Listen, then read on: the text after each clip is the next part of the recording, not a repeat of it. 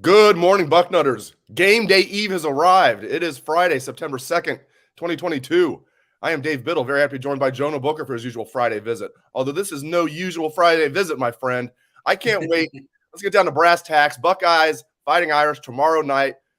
We're going to, give out our score predictions. We're going to do a piece for the site later today with all of our predictions from our staff, not just the score, but more. But let's get down to brass tacks. What is your prediction for the final score tomorrow? Yep, I got it. Ohio State 35, Notre Dame 21. I know the spread is 17 and a half, 17, depending on where you're looking.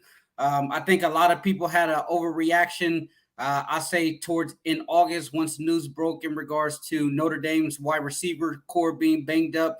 I just look at this, Dave, as a situation where Notre Dame knows that they cannot get in a track meet with Ohio State. So the only way for them to try to keep this game close or even try to pull the outright win is to try to use the Michigan and Oregon playbook here. I don't think it's going to work, but Notre Dame, they do have a very talented offensive line. They have a talented running back. The wide receiver core is going to be one of their weakest link with a first-year quarterback. So how do you try to keep Ohio State offense off the field? They're going to try to actually run the football. And in this case, I think that's the only shot that Notre Dame is going to have is to try to get into the fourth quarter, with this being a 7-point game or a one-possession game here. And the only way that they can do that is if they try to slow it down, play trestle ball, which Marcus Freeman comes from that tree with Luke Fickell, is play solid defense, play special teams, run the football, and try to get out of there with at least the game being somewhat respectable. My final score prediction is Ohio State 45, Notre Dame 26. Same score as the last time Notre Dame came here, 1995. 45-26 is my score. I was going to go with something like 42-20. I'm thinking I'll just go 45-26. Keep it simple like the last time. All right, let's get into this. Now, they're not going to release a two deep, but we'll know what the two deep is by just watching the game. I don't think there's going to be any surprises. I've had this question asked in the two deep. I think we pretty much know what it is. Do you anticipate any surprises in the two deep, JB? I don't. I think the two deep is going to be set. That's the beauty of this team. Is there a loaded roster? There's not a whole lot of surprises. Not a lot of position battles going into camp. So you have to feel really good about the depth there. I'm pretty sure when it comes to the defensive line, Dave, you may see that and or that they typically do when they're trying to list guys. So with Larry Johnson saying that he has 12 defensive linemen that he feels really good about, obviously, you're only going to list 8 of those guys. So I suspect when you're talking about the two deep, you can have an and or next to a couple players' names. So you may get a depth chart if they actually release it with, 12 defensive linemen in the two deep. All right, this is a big one here. Yeah, I agree. I don't. We're going to see some ors. I don't think there's going to be any surprises in the two deep, but a lot of people have been asking about that. Okay. Young quarterback Tyler Buchner. We don't know a lot about him. He threw all of 35 passes last season. They were in mop-up duty. He was a true freshman last year, young man from California, 4-star prospect. He had more rushing yards than passing yards last year. Not a lot of film on him. I even asked Jim Knowles, I'm like, did you have to go back and watch some high school film? He said, no, we didn't watch any high school film, but he said he's played some. I don't know. This is a tough first start. I know I'm not breaking news there, but what are your thoughts on this young quarterback from what you've gathered? Yeah, from it sounds like he's a very mobile quarterback. I know some of their beat reporters were in practice and said they worked heavily on a lot of read option and a lot of zone read plays. So expect them to utilize his legs in this game. He was a highly recruited guy, but at the same time, you're only as good as your weapons surrounding you. They have some walk-ons that are in the two deep at the wide receiver position. Some guys that are banged up, nicked up, and not a lot of experience at that position. I expect him to rely heavily on his All-American tight end. So that's one of the key matchups when it comes to Ohio State defense is how do they try to slow down the Mayer kid, the tight end for Notre Dame, who's outstanding. A lot of people believe that he could be the first tight end off the board come the next NFL draft. So when it comes to Buchner, I would say bracket him, try to maintain your rush lanes, try to keep contained, because he's one of those type of guys that with not a lot of experience, if his first read, maybe his second read isn't open, with him being a mobile quarterback, he will pull the football down and run. And so those type of quarterbacks can be a little bit tricky, especially when you're in a 3rd and 3, 3rd and 4 situation. If he doesn't have his read, he can easily pull that football down and try to pick up the first down. So it's imperative that the defensive line and the linebackers front seven play discipline, stay in their lanes, and especially the defensive ends. Don't try to play hero ball, trying to make a sack on every single play. Just maintain your leverage and keep that outside arm free so that you can try to force him just in case he does try to escape the pocket. Okay, I'm going to get into this. Obviously, the defense is under the microscope the most has been throughout the offseason, bringing Jim Knowles in. They need someone to step up as a star on this defense, particularly the defensive line. They need just an absolute monster to step up, or two. Can Jack Sawyer be that guy, JB? Can JT Tuimoloau be that guy? This year, both of them, and we saw Joey Bosa as a sophomore step up as a superstar. We've seen it time and time again. Chase Young, it was his 3rd year before he was a superstar. Man, if one of those guys can step up as a superstar this year, that would be huge for this defense. I know that's also not breaking news. Do you think they can do it this year, though? I do. I do think they can do it. And if you look back at the past Ohio State defenses, the ones that were elite and were special, they had that alpha dog up front that everybody was keying on. So whenever you have that alpha dog up front that the offense has to pay attention to, where they start sliding protections that way to try to slow it down, now you're starting to have some of those other guys win those one-on-one matchups. So I think it's very important for them to establish that guy who's going to be someone that attracts the offense attention on the defensive line. The issue that we had previously over the last 2 years, we didn't really have that alpha dog to step up and wreak havoc in the front. We struggled getting after the quarterback. And so what they had to do is they had to try to manufacture pressure with blitz, bringing the linebackers and stuff. But at the end of the day, if the defense is going to be special, like we all think it's going to be, it's going to take someone like a JT, like a Sawyer. And I hate to say this, can Zach Harrison put it all together and be that dominant force? That's a major question mark. I know I'm in the mode of see it to believe it when it comes to Zach. But I think it's imperative that they do have at least one of those defensive linemen step up. And if the way that the linebackers are playing at a high level, can we get some solid linebacker play? We don't need someone to be an A.J. Hawk or a James Laurinaitis when it comes to the linebackers, but at least be disciplined and at least know how to get your boys lined up and play with a bad attitude. I want to see some linebackers come downhill and smack somebody. That's something that we've been missing from this defense. Yeah, no doubt about it. Tyleik Williams is another one. I hope he steps up. I know we're putting a lot on sophomores, but hey, that's been the way it's been at Ohio State. 1968 before our time, the Super Softs. 2014, Super Softs Part 2. So Now 2002 was not built on sophomores, but they still had a lot of good sophomores on that team, like Chris Gamble and many others. So yeah, I mean, in college football, you're not young anymore as a sophomore. I mean, most of these kids are going to be 3 years and done. I mean, they're halfway through this season, is going to be halfway through their college career. All right, let's get into this. Switching gears, huge recruiting weekend for Ohio State. It's basically this one's the biggest. Michigan's going to be big, and the other big one's going to be Wisconsin, but it won't be as big as this, and it won't be as big as Michigan. This might be the biggest of the entire year. What are you kind of keeping your eye on the most this weekend? 60-plus recruits are going to be at this game. It's a hot ticket, so this is an opportunity for Ohio State to really set the bar high. A lot of these kids are going to be going to games all across the country, but there's not going to be many atmospheres that will rival what they're going to see at Ohio State. So I look at this as a golden opportunity for Ohio State. As Ryan Day said, give these kids the opportunity to visualize them being part of this program and playing on a big stage like this. With that being said, when you have that many kids on campus, luckily a lot of them, I don't think any of them besides maybe Damon Wilson are official visits. I think, or maybe Keeley's official visit. Two guys out of 60 are like official visits. The rest of them are just going to be unofficial visits where guys are taking in the game. So I like this as an opportunity for Ohio State to really set the tone with Mateo as they supposedly lead the 5-star defensive end out of California.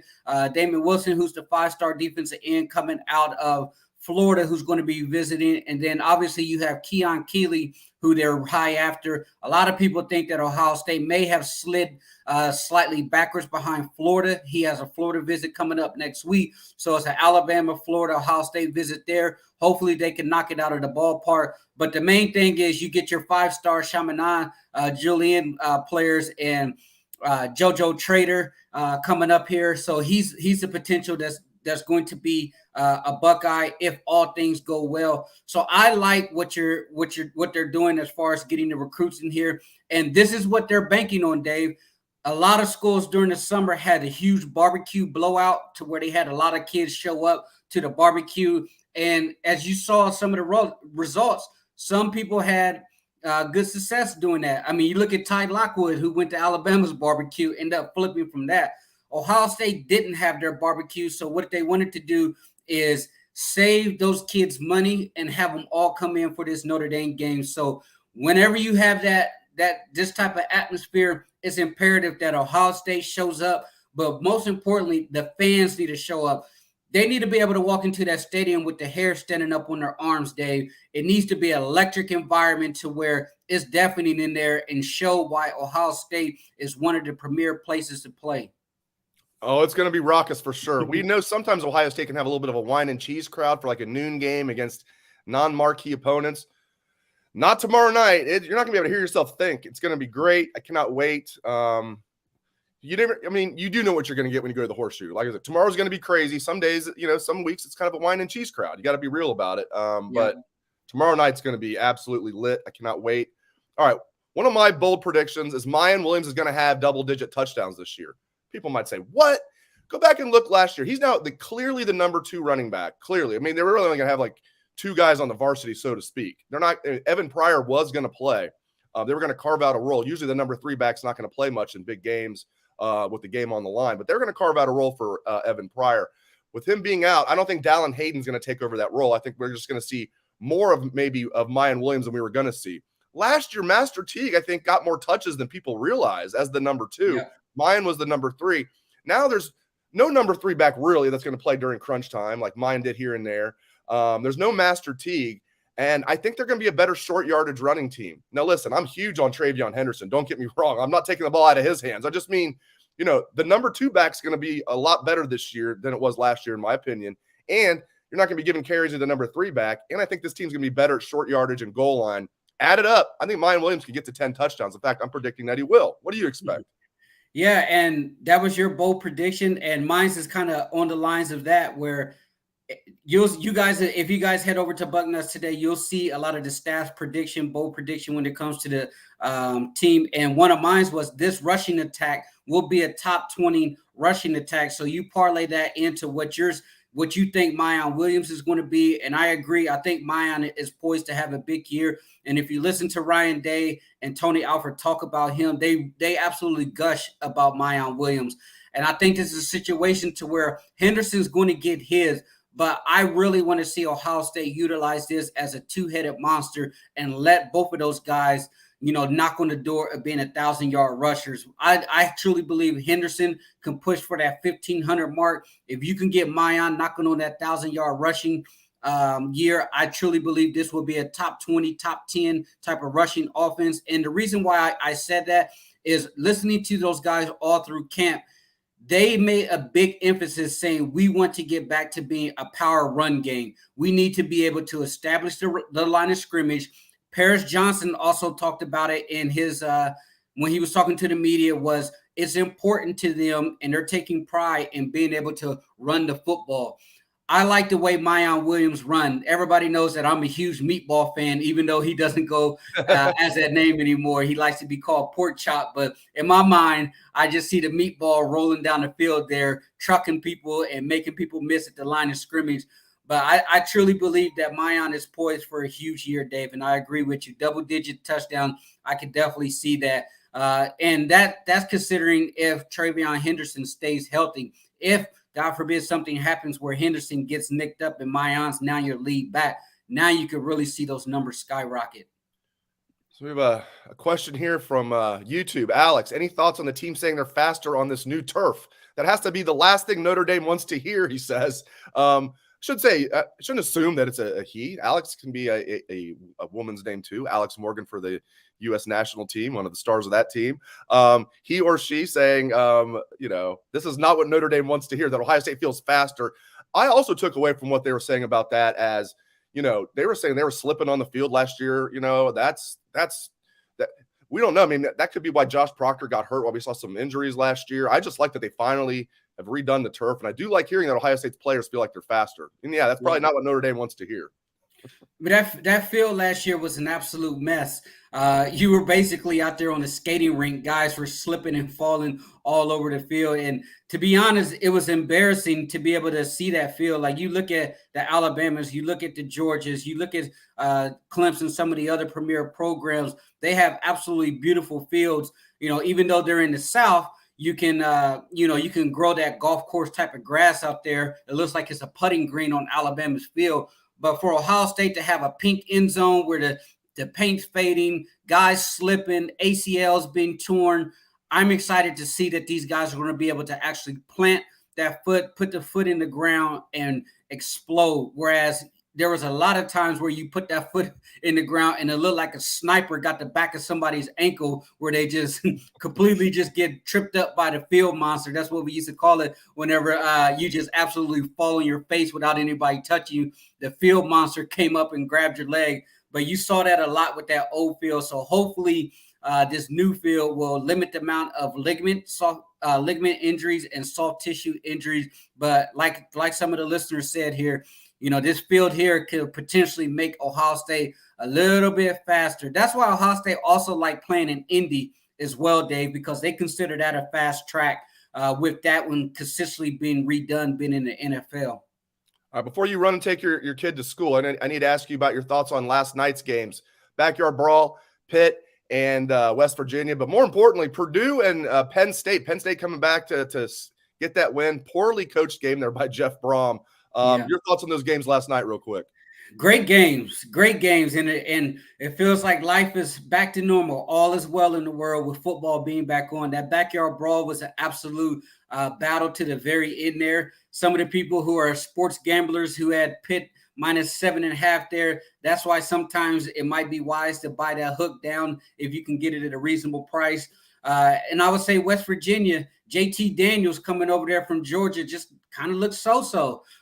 Pitt and Pat Narduzzi, those guys, they've been running their mouth a lot, talking a lot of smack. So they got that win there. I was actually kind of hoping West Virginia won just so that Desmond Howard's playoff pick will be knocked out in week 1 of the season. And then when it comes to the Penn State and the Purdue game, that was an excellent game. I truly believe that Sean Clifford is holding Penn State back. If they can get the true freshman in there, I would say live and die with him, because his upside is way higher than what you're going to get out of Sean Clifford. For a guy that's been there for 22 years as a starting quarterback, he still makes a lot of rookie mistakes. And Jeff Brom there, he had the game. I mean, you look at it, it's 6 minutes to go in the game, and he threw the ball 14 times to 1. So he didn't take any time off the clock. And that to me was a coaching malpractice, not being able to get some time, burned off the clock. And that right there tells you how important the run game is, Dave. I know a lot of people say that they weren't able to run it, but with that being said, you can be an explosive offense all that you want to, but when the game is on the line and you need to burn some time, you need to be able to convert a couple first downs from the run game. And Purdue wasn't able to do that, and we saw what happened there. It gave the ball back to Penn State with plenty of time left, and pretty much they dinked and dunked it and screen pass and wheel routes down the field. And I would say this, a lot of people was like, told you about Sean Clifford. Don't doubt the guy. That was all Mike Yurcich. Mike Yurcich caught a heck of a series there in that last drive, and especially the fourth quarter, to where he knew what Sean Clifford could and couldn't do. Clifford wasn't pushing the ball down the field 15, 20 yards. They set up a system to where he schemed guys open for Sean Clifford, to where all you have to do, son, is just complete swing passes, dump offs. And if you can do that, we can get the ball down there in striking distance. And that's what happened. Great stuff out of Jonah Booker. Really appreciate it, JBook. Programming note, for those who don't know, I'm doing a live podcast after every Ohio State football game this year. So after the Notre Dame game tomorrow night, join me. What we learned live. We'll be going for over an hour. It'll be late in the night, but join me for What We Learned Live. Obviously, if you can't join me live, we'll have it on the site and on YouTube for you for the next morning. Thanks again to Jonah Booker. Thanks to all of you. Enjoy the game tomorrow. Hope everyone has a great day.